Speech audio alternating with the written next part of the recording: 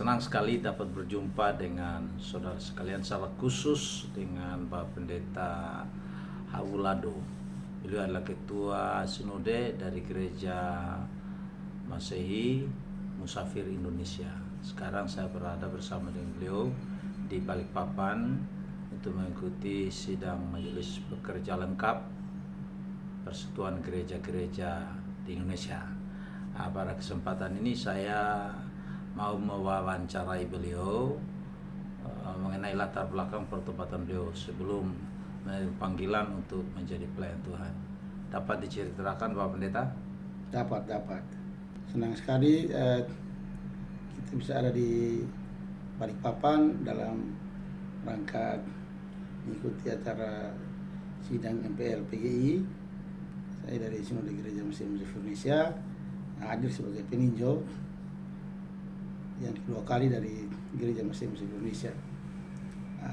Latar belakang kehidupan pelayanan saya sebelum saya dipanggil jadi hamba Tuhan, hidup dari sebuah keluarga yang mau dikatakan sangat di bawah garis kemiskinan. Ayah saya yang seorang nelayan, hanya tamat sekolah SR kelas 3, juga ibu saya juga hanya SR kelas 3. Kami tinggal di Bon Sabu di pinggir pantai. Ayah saya seorang nelayan dan kami bertumbuh dan besar di daerah pantai di Bon Sabu. Dan masa-masa remaja saya diwarnai dengan adanya pelabuhan Pelra di Bon Sabu, sehingga kehidupan kami menjadi sangat murat marit karena kami berusaha untuk hanya mencari uang di area pelabuhan itu, dan juga tumbuh menjadi anak yang ya sedikit nakal lah begitu, karena tinggal di daerah pelabuhan, daerah yang sangat rentan terhadap begitu banyak orang, berbagai latar belakang pendidikan, suku bahasa yang datang dari Rote, dari Flores, Alor, dari Sabu, dari Lembata yang turun di pelabuhan Pelra itu, dan kami ada di seputaran hidup itu, sehingga masa remaja kami sampai di masa pemuda awal itu sangat mau dikatakan ya nakal, hidup tidak mengikuti, tidak mengasihi Tuhan. Tapi bersyukur dalam anugerah Tuhan ada orang-orang yang menjadi bapak rohani saya.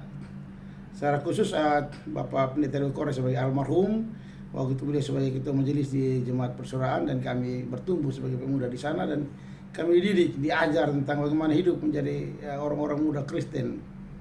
Dan kami bertumbuh secara rohani di sana, dan juga beliau berupaya untuk saya bisa masuk di sebuah lembaga pelayanan mahasiswa Indonesia, jadi tim film Yesus di sana. Sejak tahun 89 saya tamat dari sekolah, saya mulai dibentuk di sana di lembaga pelayanan mahasiswa Indonesia sampai tahun 94, dan saya ambil keputusan untuk masuk di sekolah teologi, dididik, dibina di Sekolah Tinggi Teologi Injil dan Kejuruan Kupang di Batu Plat, dan saya terus bertumbuh dalam kasih Tuhan, melayani, dan sampai hari ini bisa eksis oleh karena perjumpaan dengan orang-orang yang memiliki rohani yang baik, yang mereka mendidik saya menjadi mentor saya. Dan saya berjumpa dengan Tuhan Yesus pada tahun 1989 dalam pengakuan iman saya sebagai orang muda Kristen, untuk mengaku iman dan percaya saya di hadapan Tuhan dan jemaatnya, waktu saya ditabiskan menjadi anggota di gereja Tuhan. Dan dari situlah saya bertumbuh belajar tentang kehidupan rohani menjadi baik dari waktu ke waktu. Mungkin untuk sementara itu. Jadi menurut Pak Pendeta, mentor itu sangat penting dalam kehidupan Bapak. Iya, ternyata seorang mentor rohani itu penting. Karena apa? Karena kita bertumbuh bukan di area yang hidup perkembangan rohani begitu baik, sehingga mentor itu begitu penting. Dia terus mentor saya itu terus mengasihani saya, mendidik saya, mengajar saya, bahkan ada begitu banyak hal yang beliau ini.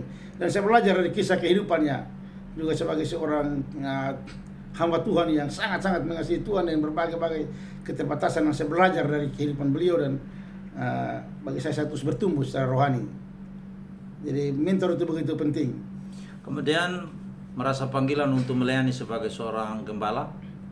Ya, setelah 94 saya sekolah teologi, dan juga dipercayakan dari Jemaat Persaudaraan untuk mengembalakan jemaat pos pelayanan di Naikoten. Di Naikoten kami merintis pelayanan di sana, dan hari ini dia jadi satu jemaat Immanuel Naikoten.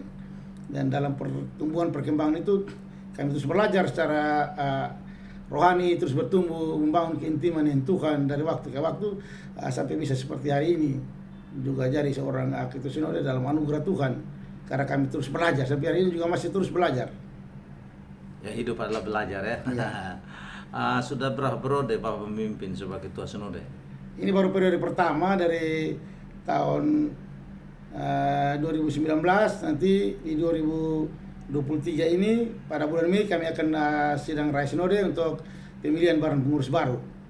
Saya menggantikan Pak Pendeta Hide waktu lalu. Oh, tapi kalau turun di gereja Bapak itu berapa periode seorang pemimpin sebagai ketua sinode? Apa ada pembatasan periode atau bisa dipilih terus menerus? Ya, nanti di sinode gereja masing-masing Indonesia itu periodisasinya tuh satu periode itu 4 tahun. Jadi itu dapat dipilih lagi, dan kalaupun terpilih di periode kedua, setelah itu tidak bisa lagi, ya, harus diganti. Jadi hanya maksimalnya 2 periode berturut-turut. Oh iya, hampir sama ya, di semua gereja itu hanya 2 periode sekarang ini. Kecuali di beberapa gereja seperti gereja Pentakosta di Indonesia sepertinya itu boleh dipilih terus menerus. Jadi dia tidak bisa memimpin lagi kalau dia tidak dipilih. Di dalam memimpin sinode selama 1 periode ini kira-kira kesulitan-kesulitan apa yang Bapak hadapi?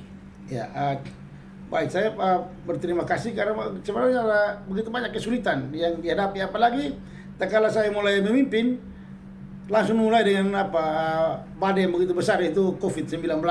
Saya tidak bisa berbuat banyak. Setelah COVID itu agak sedikit mereda, disambung lagi dengan seroja di Sarkus di Kupang yang meluluh lentakan kota Kupang dan sekitarnya. Dan gereja kami banyak juga yang hancur, termasuk sekolah teologi yang saya pimpin di Naion itu rata. Tapi disitulah kita belajar tentang arti bagaimana sebagai hamba Tuhan, sebagai orang Kristen saling mendukung, menopang satu dari yang lain. Kita belajar tentang bagaimana kita menjadi saudara dalam Tuhan untuk sepenanggungan dalam berbagai situasi kehidupan itu, sehingga kita bisa keluar dari keterpurukan itu, dari bukan hanya COVID, tapi juga dari badai seroja. Gereja-gereja saling mendukung satu dengan yang lain, walaupun tidak berarti bahwa kalau gereja lain mendukung kami, mereka tidak susah, mereka juga susah. Tapi begitulah perhatian sebagai orang-orang bersaudara dalam Tuhan untuk menggerakkan pembangunan, sehingga kita lihat dalam tempo yang tidak terlalu lama peristiwa-peristiwa seroja, gereja-gereja yang hancur itu cepat bisa dipulihkan dalam jangka waktu mungkin 1 tahun lebih, karena kebersamaan itu. Ya, puji Tuhan. Yang tadi Bapak sampaikan itu kan tantangan yang dihadapi secara eksternal. Kira-kira dalam internal sendiri ada tantangan atau bagaimana? Iya. Kalau dalam internal saya banyak juga tantangan. Kenapa? Karena kita coba meramu sebuah kepemimpinan kolaboratif. Bagaimana semua lini itu bisa diberdayakan, dikembangkan secara bersama-sama. Karena memang beberapa waktu bukan tidak berarti kita tidak bekerja bersama. Kita bekerja bersama-sama, tapi peluang-peluang itu sepertinya tidak terlalu dibagikan secara baik karena situasi sumber daya di gereja kami juga begitu kecil. Tapi kalau saya memimpin, sumber daya sudah begitu banyak dan kami bisa berbagi tugas di gereja-gereja lokal maupun secara klasis dan juga secara sinodal, sehingga ada banyak hal yang kami hadapi bisa diselesaikan dengan baik oleh karena kolaboratif dari kepemimpinan yang sama tadi. Gereja Musafir merupakan salah satu sinode yang ada di Kupang. Ya. Kira-kira berapa mata jemaat lokal yang sekarang dalam kepemimpinan Bapak ini?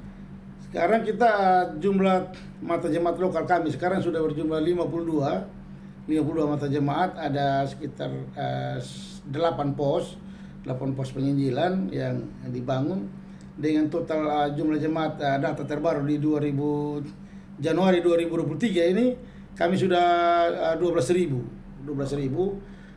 jumlah anggota CD-nya sudah sekitar 10 ribuan. Data terakhir ini. Itu sudah termasuk anak-anak? Iya, termasuk anak-anak 12.000. Terus gereja-gereja lokal selain ada di wilayah Nusa Tenggara Timur, apakah ada di luar Nusa Tenggara Timur? Iya, jadi selain di Nusa Tenggara Timur, di Sabu, di Rote, di Sumba, di Daratan Timur sampai di Soe, kami juga ada di pos pelayanan di Bali, juga sementara merintis di Surabaya, dan kami ada di Kalimantan Barat. Di Kalimantan Barat, tepatnya di Kecamatan Sompak, Desa Jame di Kalimantan Barat. Oh, seharusnya Bapak ketika di sini langsung Kalimantan Barat juga. Ya sebenarnya, tapi saya coba konfirmasi dengan ada rekan hamba Tuhan datang dari Kalimantan Barat. Ternyata kalau jalan darat itu bisa 2 hari lebih dan itu melelahkan sekali. Dari mungkin nanti karena kebetulan kami datang ada juga banyak urusan di Kupang, kami mungkin kembali pasti kami akan datang lagi untuk kunjungi teman-teman di Kalimantan Barat. Ya kalau di daratan Flores apa?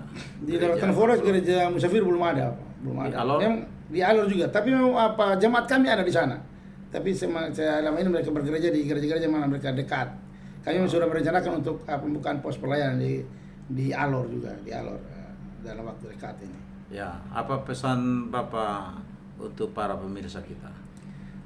Untuk semua rekan-rekan pemirsa yang hari ini mengikuti percakapan kami, sharing kami, terus berjuang dan sebuah kebersamaan, terus bekerja bersama-sama dalam semua hal untuk memajukan pekerjaan Tuhan dalam generasi kita, dalam waktu di mana Tuhan menganugerahkan kepada kita kehidupan. Ternyata kalau kita rukun, kita bergandengan tangan melakukan pekerjaan-pekerjaan Tuhan yang dipercayakan kepada kita dalam kapasitas kita masing-masing untuk kemuliaan Tuhan, dan akhirnya Tuhan akan pasti terus memberkati kita. Salam. Salam, salam, salam.